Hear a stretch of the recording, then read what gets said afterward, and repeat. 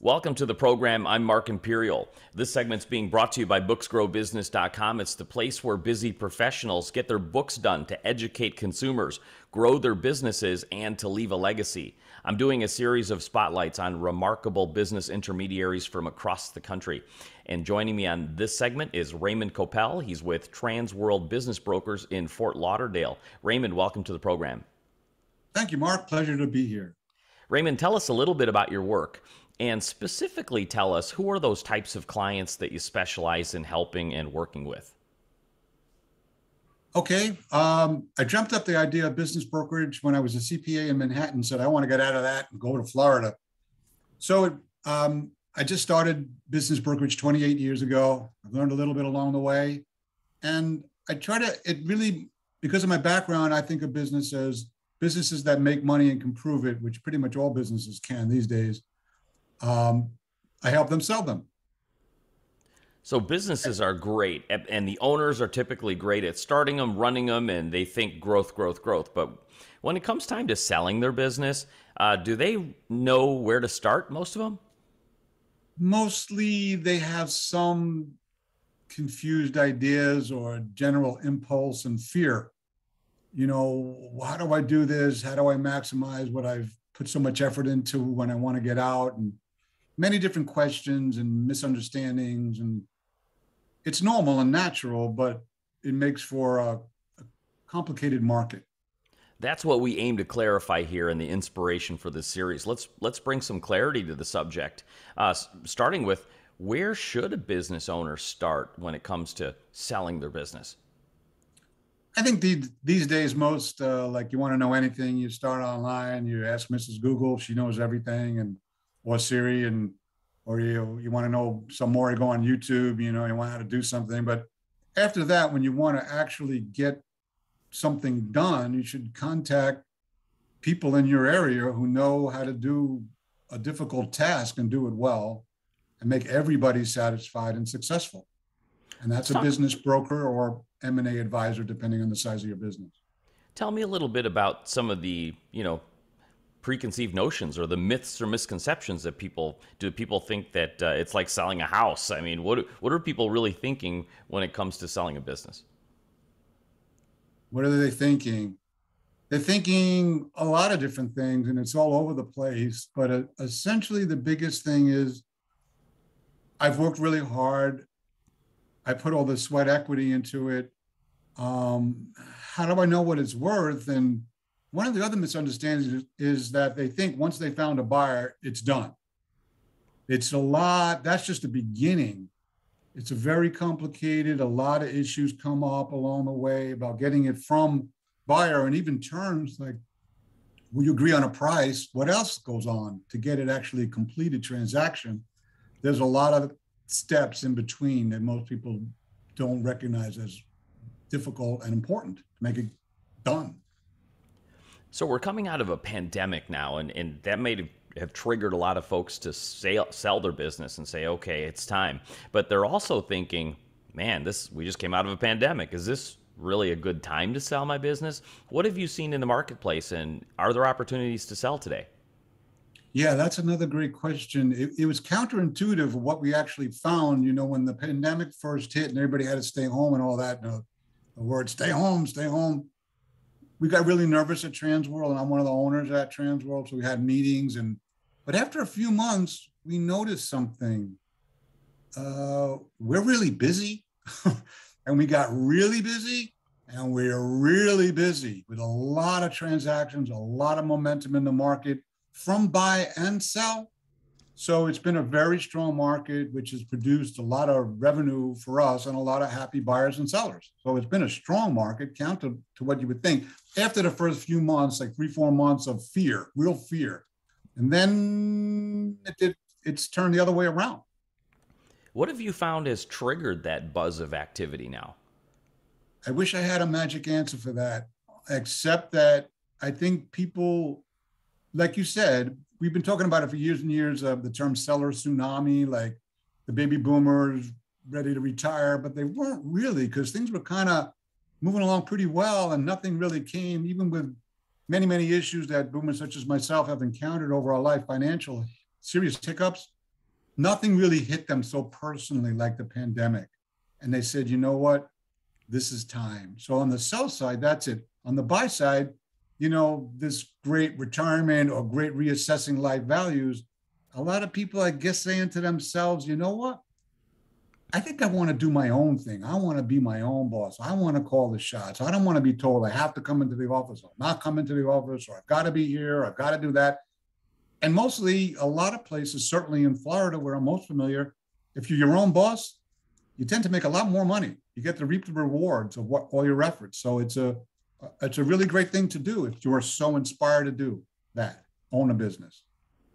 A lot of business owners don't realize that business brokers and intermediaries really exist to help them out. So I want to shed some light on that. Could you kind of give us a 10,000-foot view on what a business broker does for that business owner and helping them get maximum value for their business and the amount of work that they take off their shoulders? It's funny to ask that and make that comment and question. When I first came to Florida, like I said, I dreamt up this idea. I'm living in Manhattan. I'm a CPA already in my own practice at 27 years old, Midtown Manhattan. And I don't want to do this. I said, I'll do something else. I said, I'm going to go to Florida and help people buy businesses. I didn't even know what it was called. And I discussed it with a few friends and business associates. Somebody said, oh, that's called business brokerage. So when I first came to Florida, I literally went up one street, one of the main streets here, and I started talking to people, and at least half didn't know what business brokerage was. Today, most people know that a business broker, if you can relate it, it's like a complicated version of somebody selling your home or commercial property. There's a lot more idiosyncrasies to every business than most homes. And that depends. A business broker helps someone understand the basics of what it takes to prepare the business properly to be sold, or they go to the market less prepared and less valuable, and then make the steps to package the presentation of the business to the marketplace, field inquiries when it's promoted. Well, who's interested in this? Try to screen out that buyer. Are they real? What are they looking for? Try to help them reach their goals as well. And then introduce them further, typically in person these days. We can go back to meeting in person with the business owner, seeing if there's a match, a good sense for each other, and an interest in the business. And then the buyer decides, well, this is the one I want. They make an offer. When we go back and forth, typically, or sometimes it's just agreed to with the basics and parameters, which are a lot of elements. Then you go through this step called due diligence. Okay, you told me and showed me all this stuff. Now prove it to me. They get a time to do that. Then typically you go into the landlord, or in the case if they own the property, negotiating the lease or sale of the property. And finally, you get to closing. And I'll just say into this element, it's very, very important that both buyer and seller work with a very experienced a small business transaction attorney. The family friend, the one who does it occasionally, not good enough. It's very specialized work. Wow, there's a lot of moving parts. It's no wonder people shouldn't try to tackle that on their own. Raymond, you mentioned being a CPA in Manhattan and wanting to come to Florida to help people. Let's unpack that a little bit. Tell me, was that your inspiration? What triggered the thought, and what inspired you to become a business intermediary and say, I want to do that? How did you get started? That's going back there. That's in 1987, 88. I just wasn't really satisfied with doing the CPA thing. I had been an accountant for major rock and roll bands. I thought, wow, that's my interest in music and business, and that'd be great. It wasn't great. It was accounting like any other accounting. And even though I got to meet some stars and whatever, name dropping, that kind of thing, but it really wasn't interesting to me. It wasn't exciting. It wasn't motivated. Well, what am I going to do? And I thought about it and I said, I'm going to come to, I had a beautiful girlfriend from Sweden at the time. And she said, she lived in South Florida for a while. I go, that's the place for me. I'm going to go there. And I dreamt up this idea that'll help people who want to go there and buy a business. That's how it started for me. Fantastic. Raymond, before I ask you my last question, is there anything that I didn't think to ask you that you feel is important to share with business owners that are considering selling today in today's economy? I can say one thing. Ask Mark Imperial because he asks good questions. Say that. It's our first meeting. There's a lot. It's complicated. It's really important. There are big dollars involved for most people.